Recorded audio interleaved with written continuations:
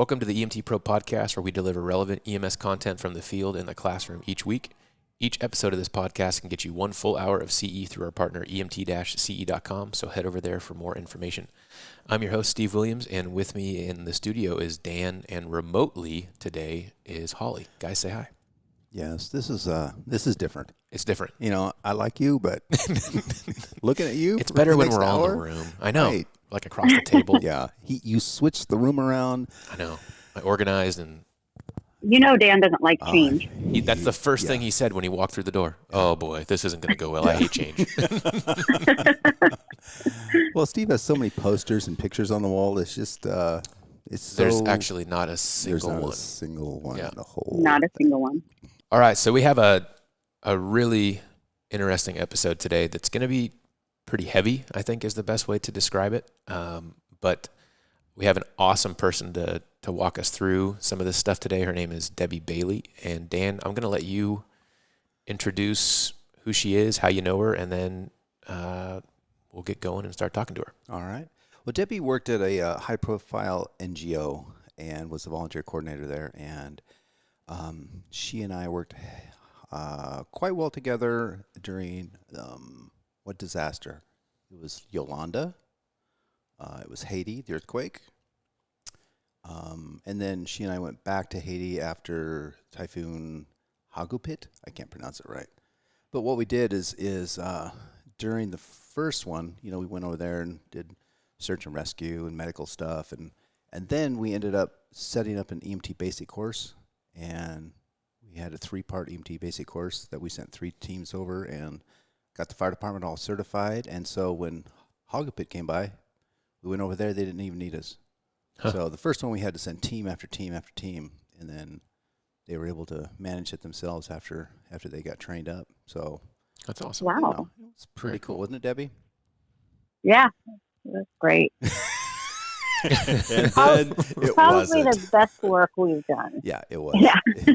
It was awesome. It was a ton of fun. So, yeah, she yelled at me multiple times, and we fought like husband and wife, but we love each other. She sounds pretty vicious, I'll be honest. She does sound pretty vicious, doesn't Yeah. Debbie, we're so happy to have you on the show today. Thank you for joining us. Well, thank you for inviting me. I'm excited to do this. Cool. That's awesome. I mean, the topic isn't exactly the topic we'd want to be talking about, but you know, we're just going to have to roll into it. Debbie, you are terminal with cancer, and we're going to discuss today just basically death and dying. How should EMS providers interact with people who are dying? What's good? What's not good? How are you doing? Just kind of help us in this uncomfortable topic. And so if we seem very blunt with the questions, because I don't know, Debbie and I have had very blunt conversations about this, and she's very forthcoming on her answers. So let's move right into it.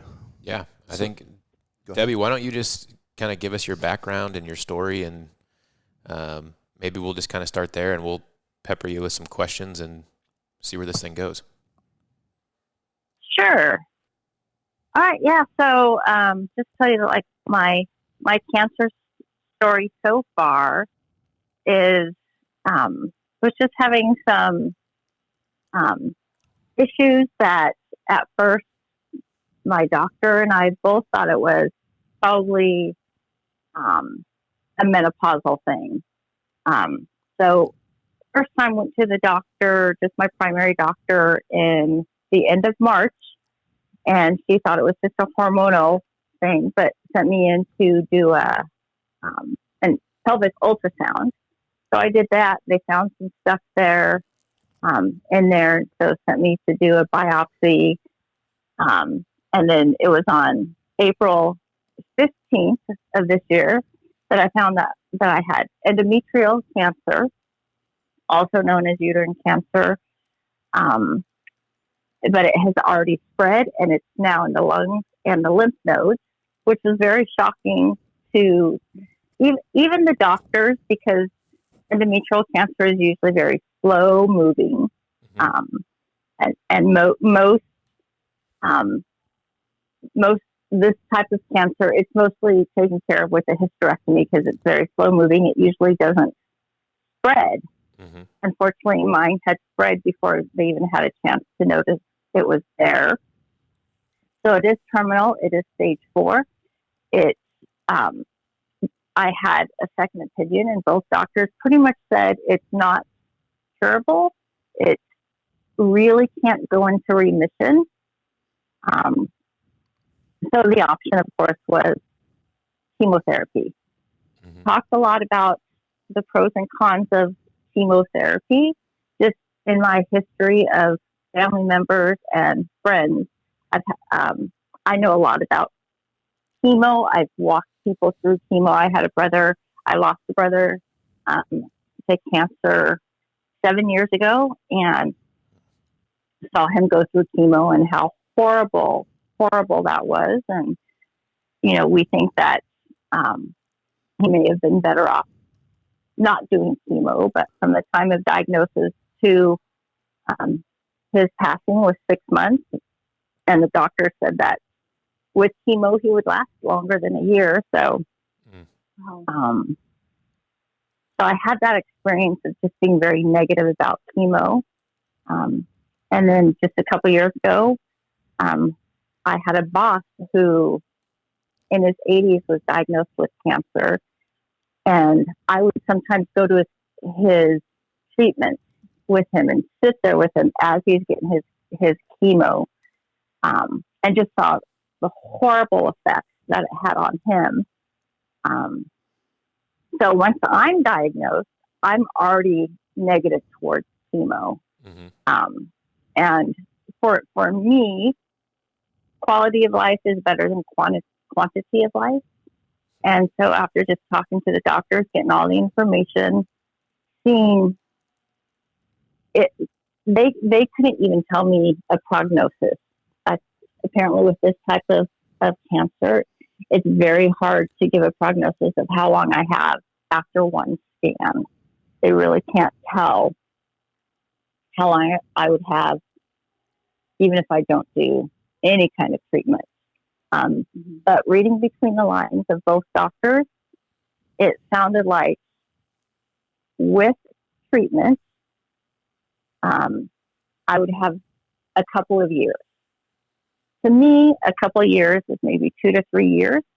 I would question the doctor on it, and they just wouldn't say yes or no. But each doctor, whenever they said they have good results, and people last a couple of years with this chemo treatment.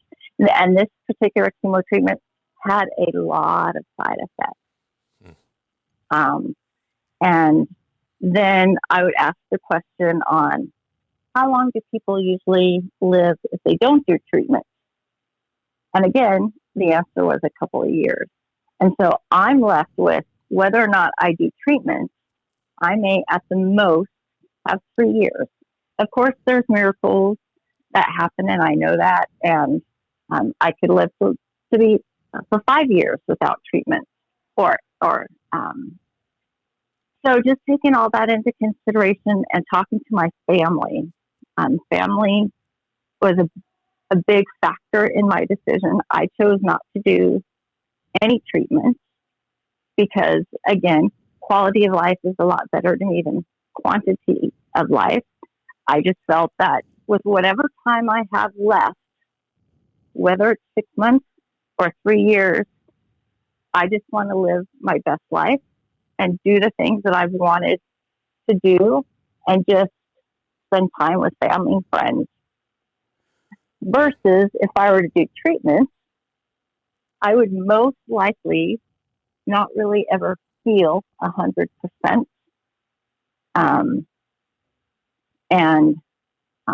Just always, just because I walked people through it, I was with people who they just never felt good enough to really do anything. As soon as my brother started treatment, he pretty much couldn't leave the house. Mm-hmm. So I know that's an extreme case of people on chemo, and I know people do very well on chemo.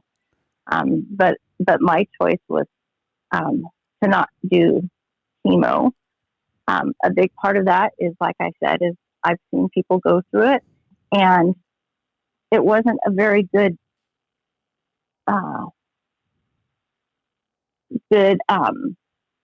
percentage of if it's going to help me or not. And the doctors also said I will always be on chemo, no matter how long I live.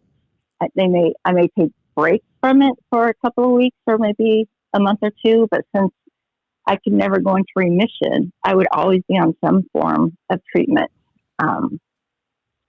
So I just took all those into consideration. What also helped me through it is I have a faith in Christ, and I knew that He was in control of my life. And I know that when I die, I get to be with Jesus. I get to be in heaven. I'm a big believer in heaven, and that's kind of the goal of my faith.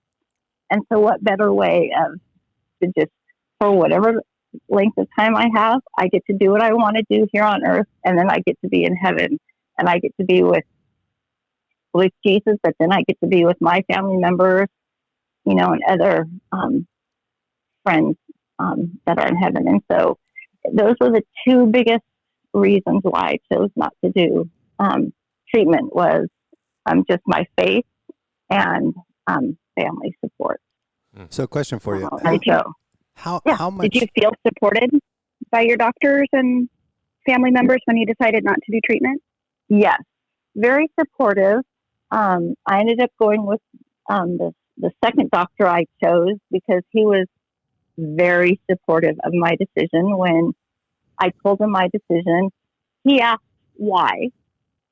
And so I was very open of why I chose not to do treatment. And he said, as a physician, I kind of have to want you to at least try chemo.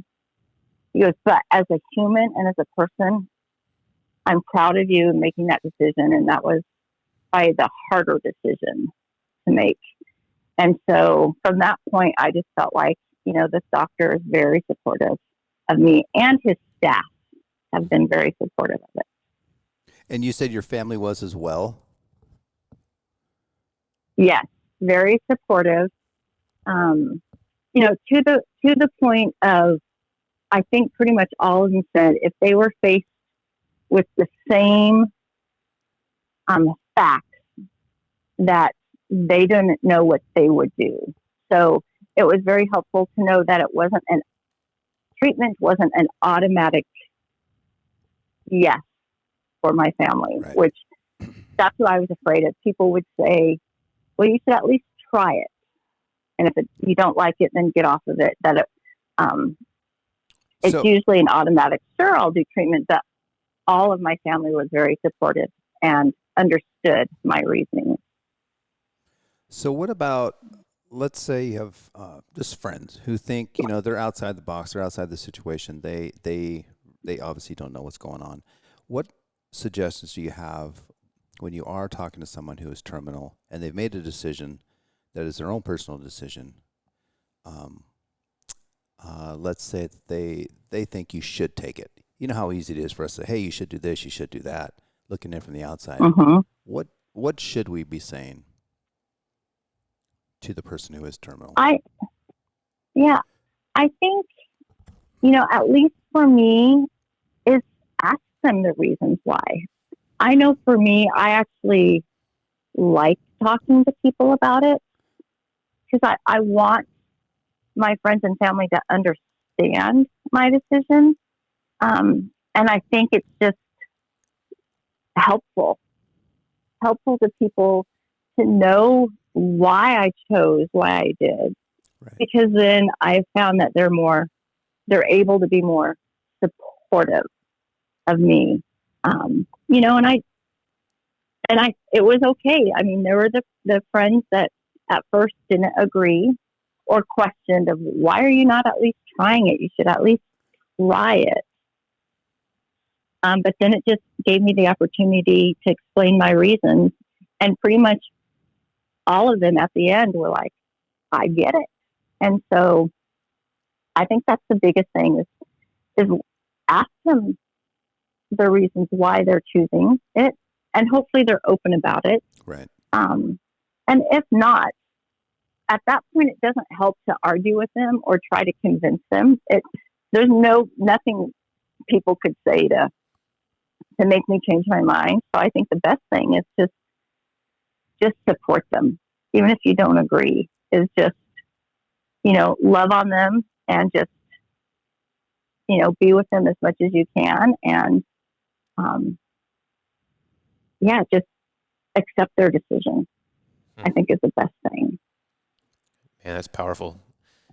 Debbie, the one question, I don't know if it's a question more than a statement, but it'll probably lead to a question. So I'll just try and verbalize this. But I don't know about you guys, Dan and Holly, but as I'm listening to this story, I'm feeling my brain go into work mode. Yeah. Where, okay, this is a really hard thing to hear. I'm going to put it away in the back of my brain in a little box and not let it bother me. Because this is a patient, that I'm dealing with and has a story that, I need to be able to put to the side so I can treat them. Like, I'm literally feeling my brain do that as we listen to your story, Debbie. And I don't know where I'm going with that. I'm just verbalizing it because it's really interesting to not be at work, to hear a story like this, and to basically telling myself, hey, you can be present in this. You don't need to shove this one in the back. Like, you can be involved and Mm-hmm. emotionally involved. Yeah. And Steve, I feel the same way, and I think that's where people suddenly turn into the cheerleaders. And we talked a little bit about toxic positivity this morning, where it's like, oh, instead of just being like, you look like you're having a shitty day, it's, oh, well, great job on sleeping all night. Or, people are just trying to, I think they get into that mode where it starts to be difficult. So then they start being overly positive and trying to encourage you. And how does that, do you feel people do that? Yes. I've actually had both, where people are just, you're going to get through this. You're going to make it. And honestly, I'm kind of to the point that I've accepted it, and I'm not looking forward to death, but I've just come to terms with it. So when people want to say, "Oh, a miracle can happen," or I'm going to pray for a miracle, that it's sometimes to the point where I'm like, no, please don't pray for that. Pray that I'm not in pain. Right. Yeah. And when it gets to the point that I go quickly. So I have, that realm of people that just are just so positive, and they just don't want to face the reality of it. To the people who, they just want to know the facts. How's your pain level today? But there's no questions of how are you doing? How are you doing mentally? So yeah, I have the both spectrums, and I really can't tell you which is worse. The people that are just out of touch with reality and want to be positive, or the people who don't want to hear anything. They want to hear the facts so they can be informed, but it's hard for them to want to know, how I'm doing. Facts are easy to put away in your brain. Right. Like, okay, here are the facts. Right. But actually talking to you about how are you doing? Right. How are you? Do you feel like you have few people in your life that actually ask those questions? How are you? Yeah, I have a really good support system, in, even in friends of just, they will, every couple of days or whatever, just text, just checking in. How are you doing? And it just then gives me the opportunity to give them as little or as much information, that I want. But those are probably the most meaningful, is, people want to know how I'm doing mentally. And so I think my suggestion is, even as first responders or people who you don't even know, is people want to hear that. They want to share how they're doing. Or at least that's my experience of how I feel, and others that I've watched, go through cancer is they do want to talk about it. At least at my stage, I want to talk about it. Who knows, once I, get worse, how I'm going to be feeling, but For sure. yeah. So when you say talk about it, are you talking about, let's say that you and I meet professionally, right? Like I'm treating you as I'm a paramedic. I'm treating you for something. What's the best interaction I can have with you? Because it's, we go on dying people all the time, and sometimes we're real matter of fact about it. Sometimes it's real awkward. So what do you suggest how our interaction should go? I mean, that's a good question, because I think there's a lot of, what can you do as far as, I still want to be treated as a human. Like for me, I like sharing my story. So if you were to ask me, just to get that more feeling like I'm a person that you really care, that's helpful. But then again, I don't know, in that professional world, are you able to do that? I guess so that would be my question back to you. But whatever you can do is have empathy for that person. Are you able to ask those more personal questions of how are you doing, or I feel like we are.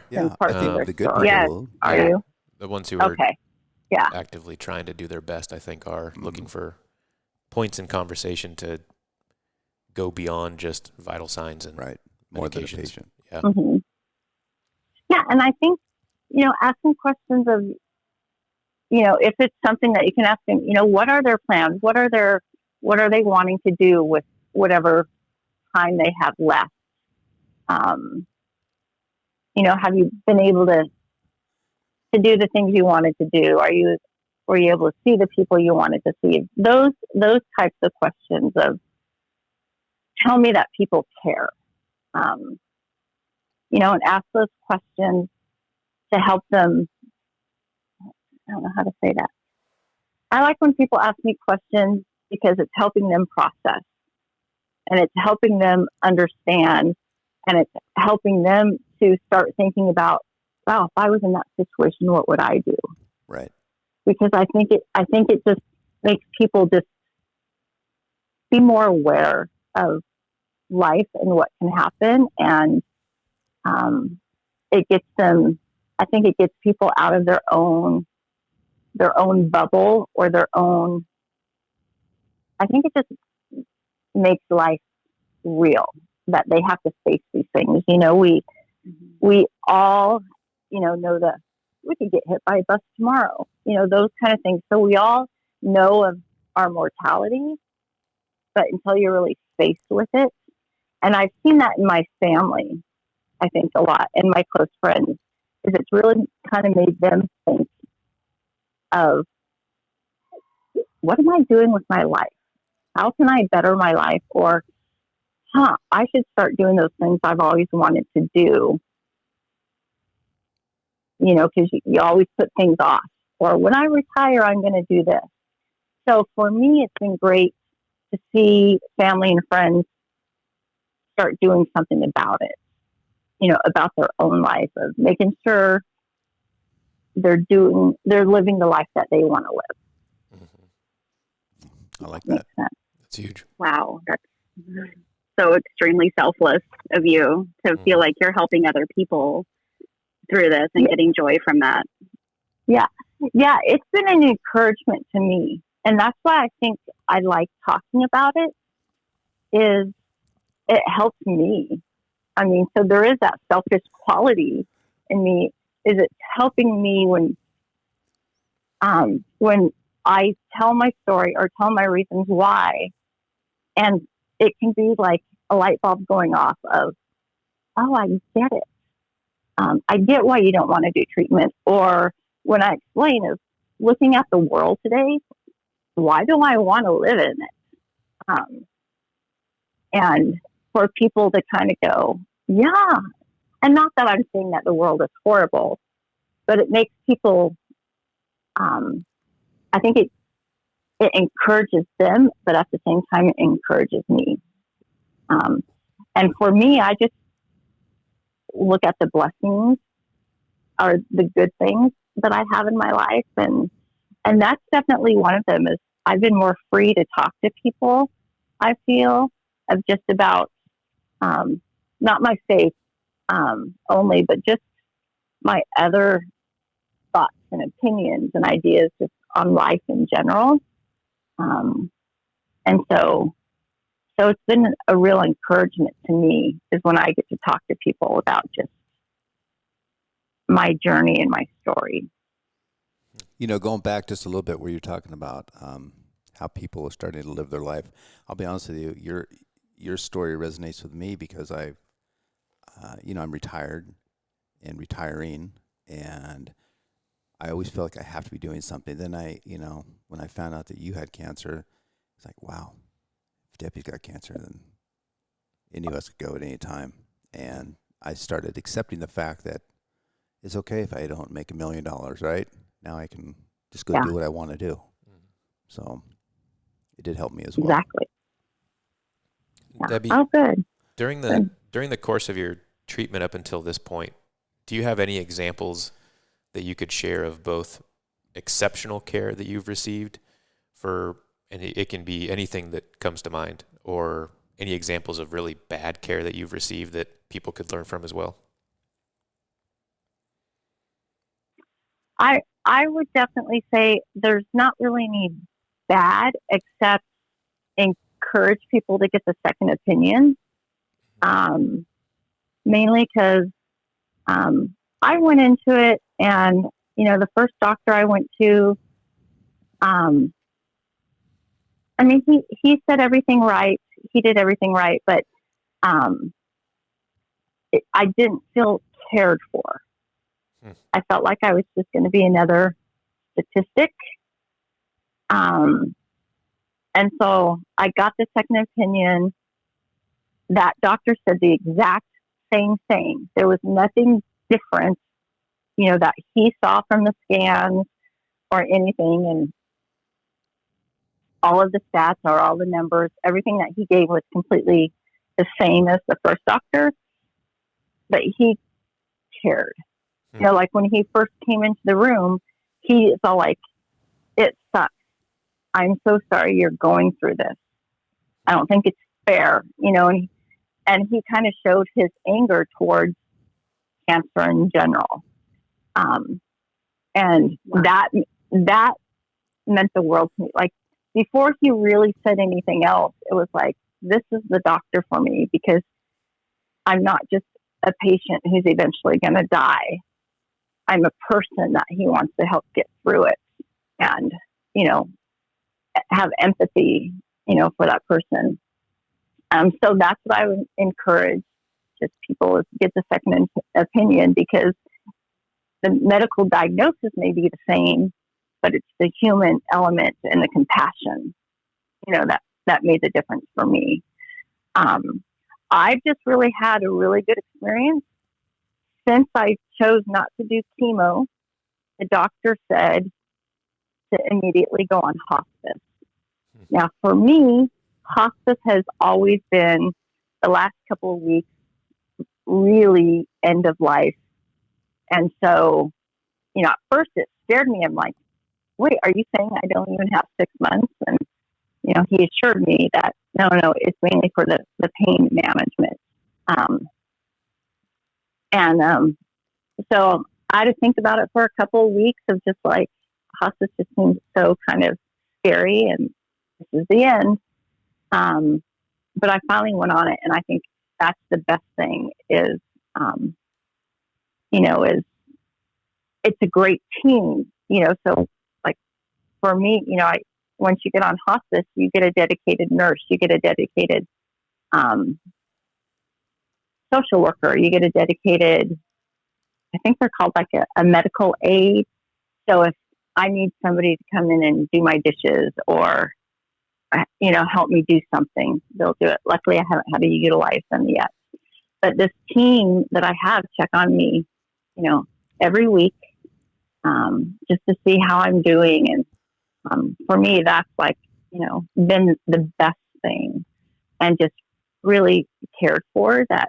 These are people that have probably a client list, and pretty much all of their clients are eventually going to pass away, but that they treat me as an individual and as a human, and that they're going to do whatever it takes for me to live comfortably, as far as pain goes. And, that's their number one thing, is the pain management for me. And so that's just been a very positive experience, is, that medical field, those people aren't all about the numbers and the stats. They care about me. Mm-hmm.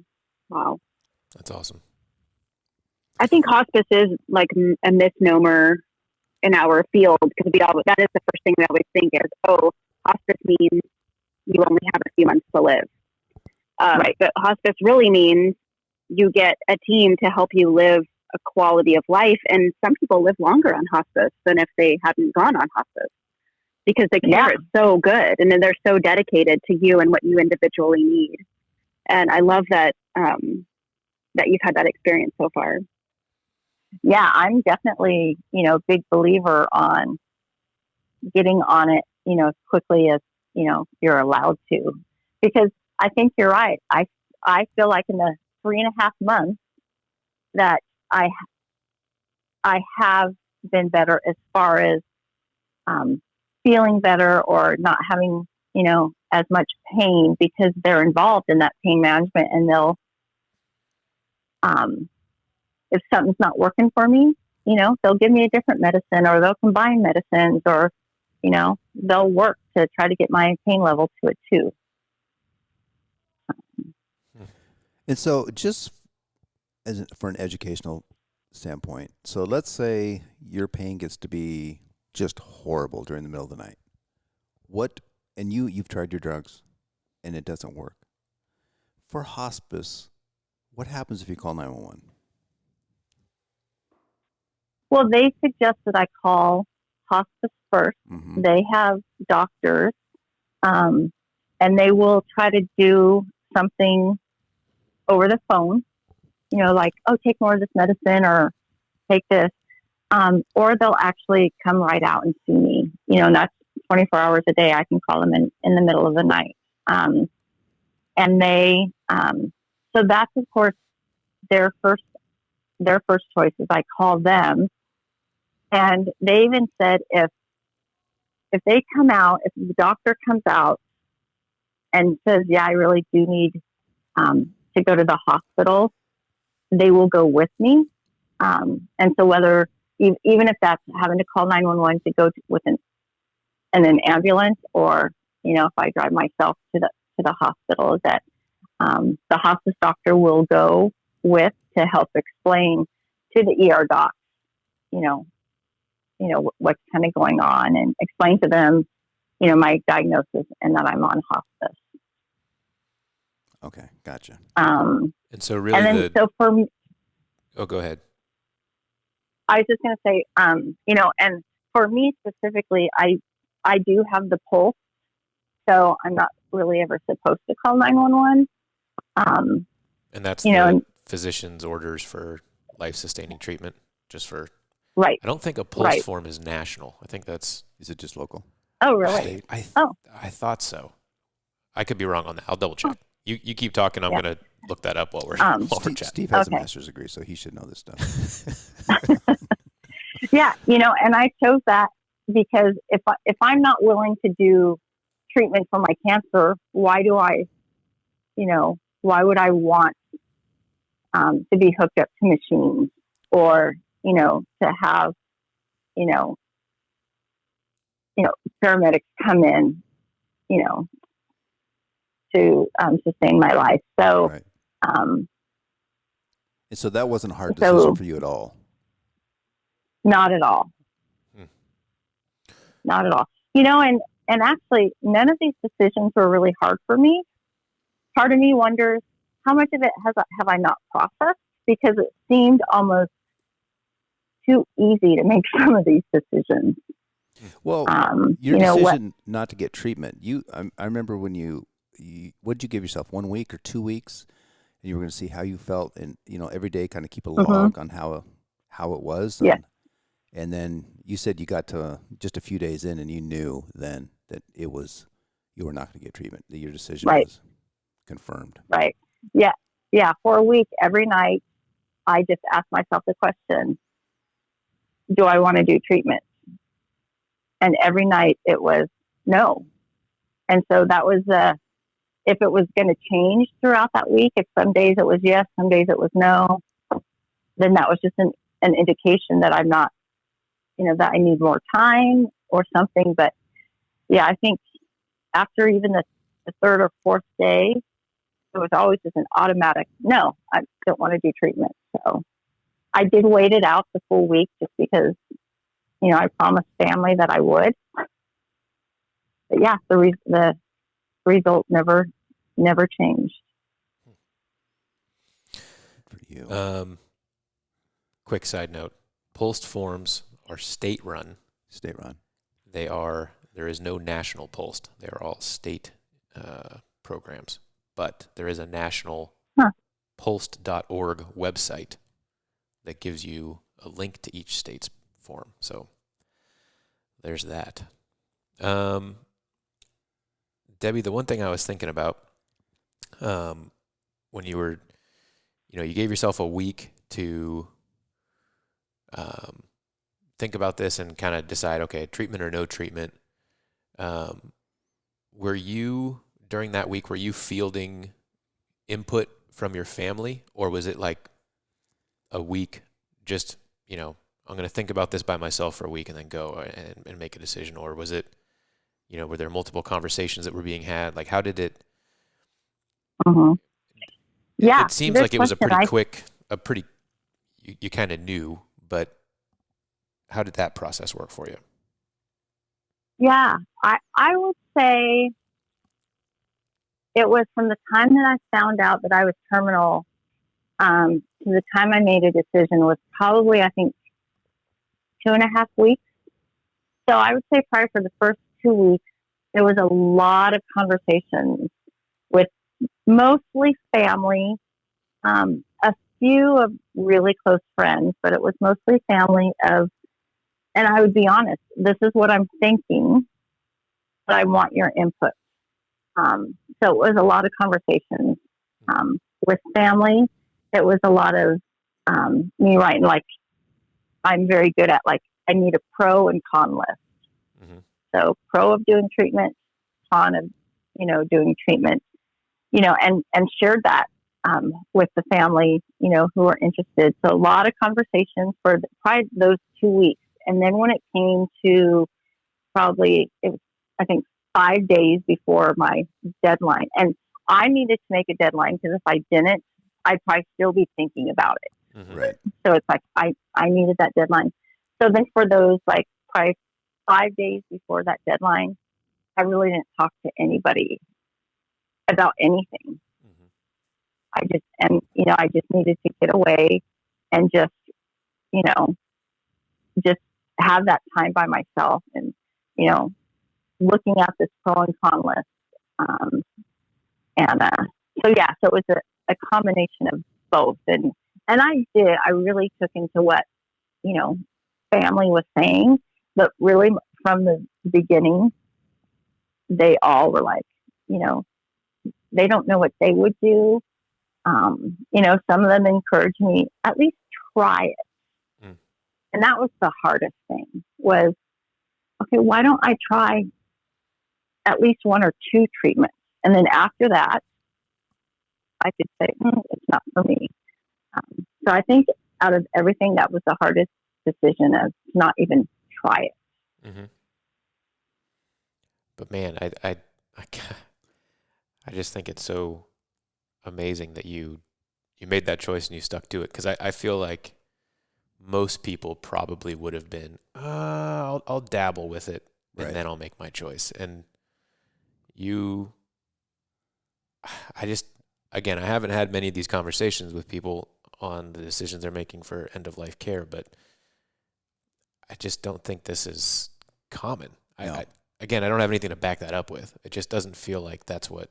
And then when you talk to her in person, it's amazing that she is set on it, and she's happy with the decision, and she's ready to move forward. Yeah. Very Awesome. admirable. Mhm. Yeah. Yeah, and there hasn't. I mean, because I'm not going to lie. I mean, there are days I really can't get out of bed. Luckily, they're kind of not very often. But even on my worst day, I don't have any regrets of not doing treatment. One, because I know that if I was on treatment, I'd probably be having a lot more of these really bad days. Yeah. But yeah, it's, it's been, well, probably 3 months since I've made the decision, and I haven't had any regrets of not even, I should have at least tried it. Mm-hmm. I just feel very confident in my decision. Good for you. That's awesome. Yeah. One of the last things I have on our list of things, and we kind of touched on it a little bit, but, we as EMS providers not constantly, that's not the right word, routinely go out to homes where when we're pulling up our CAD notes of what the dispatchers have typed in about the call, we'll see in there that this patient's on hospice. And like Dan alluded to, it really makes us feel like, we don't want to step on anyone's toes. But the thing that I'm kind of hearing from you is we should be more concerned with, okay, obviously make sure hospice is involved when you get there so that they're aware of what you're doing, Mm-hmm. and don't make any transport decisions until you've at least touched Right. base with them. But really, I don't know. I see it as kind of an honor that we get to be there in the, final days, Yeah. weeks, months, that we're even called to that, because usually we're not going to see that. Usually it's, hospice is going to be there until the end, and we're never even, brought into the mix. Right. Right. But yeah, I'm just saying this conversation has changed my opinion on getting dispatched to those calls. It's interesting. And I There's find also this fear that if we transport someone on hospice, it's going to kick them out of hospice. Right. And Can then you speak to that? now we're making I've heard that before, but so Yeah. have I. yeah. That's not true? My understanding as far as why they don't want us to call 911 has nothing to do with whether or not hospice would agree or disagree, or I would be kicked out. It all has to do with insurance. That if I'm on hospice and I call 911 or I go to the ER, insurance isn't going to pay for any of those things. And so I think, and I could be wrong, but what hospice has explained to me is they would be okay if I went to the hospital, or they'd be okay if I had to call 911 or go to my primary doctor for anything, but it's all the insurance. It all Okay. has to do with insurance, won't pay for stuff. And so I don't think it's true that would kick me off of hospice. Like, they've never told me anything about how I'd be kicked off hospice. Being on hospice is 100% my decision, whether to be on it or get off of it. And it sounds like, though, as long as we're involving a hospice nurse or a physician and they're saying, yeah, transport's the right idea in this case, whatever that case is, then we're going to be fine. Yeah. Okay. Yeah, that's kind of what I'm thinking as well. And usually those conversations come up with family. Family is not ready to accept it. The patient We've is. been on a few of those scenes. Yeah. Right. And Those are tough. Yeah. Right. When you're dealing with both sides of it. Yeah. And that's where it's best to get the hospice people involved. Mm-hmm. Yeah, and that's where documentation is so huge, because, when you're being confronted with people who are running on 100% emotion, Mm-hmm.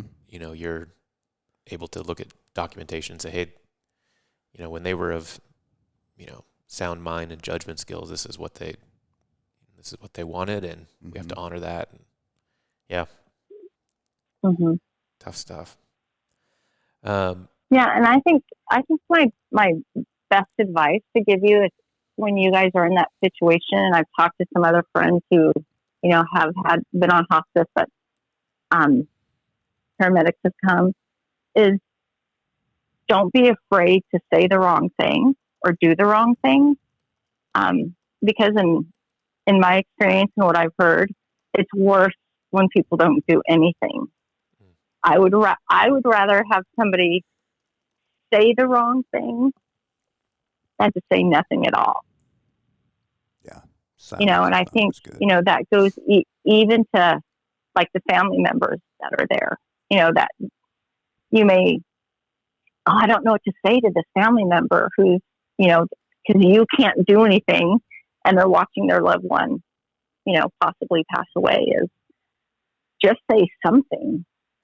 And that's what I've just heard is, and that's my experience too. It's worse when people don't say anything. It would almost be best to say, wow, I really don't know what to say here. Yeah.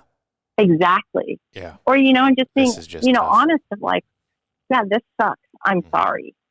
Yeah. Or, I'm sorry I can't do anything, or I don't know what to say, is better than just nothing.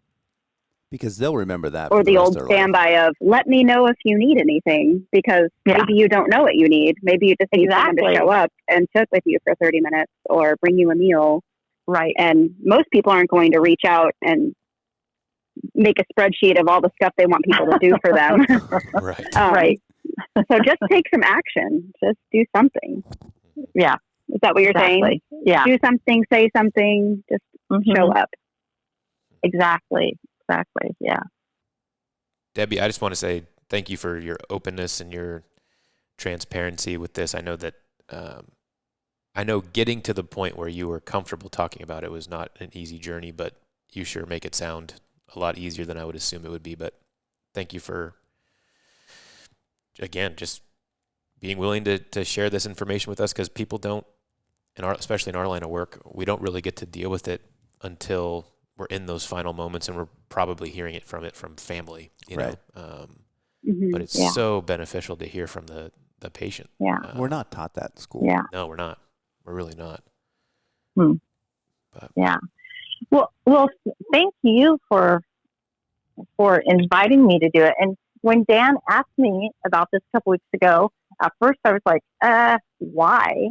But then I was like honored, that people cared, and, and hopefully it is helpful to anybody who's listening to this, that there's, little nuggets in there that, may be helpful, because honestly, that's what I want to do, with the time that I have left, is to help people. My whole pretty much professional career has been helping people, and it's like, I want to help people, whether that's just a small part of understanding or having them look at themselves, and, that's what I want to do. So, thank you for, letting me share my story, and I do hope that it helps somebody out there. Absolutely. Well, it's helped us, that's for sure. Yeah, 100%. Okay. Well, Debbie, thank you so much for joining us today. And I know that there's going to be a lot of people that get a lot out of this. And again, it's only possible because someone like yourself is willing to share their story. And it's been really awesome. So thank you. Thank you. All right, we'll leave it there, and we'll catch you guys on the next one.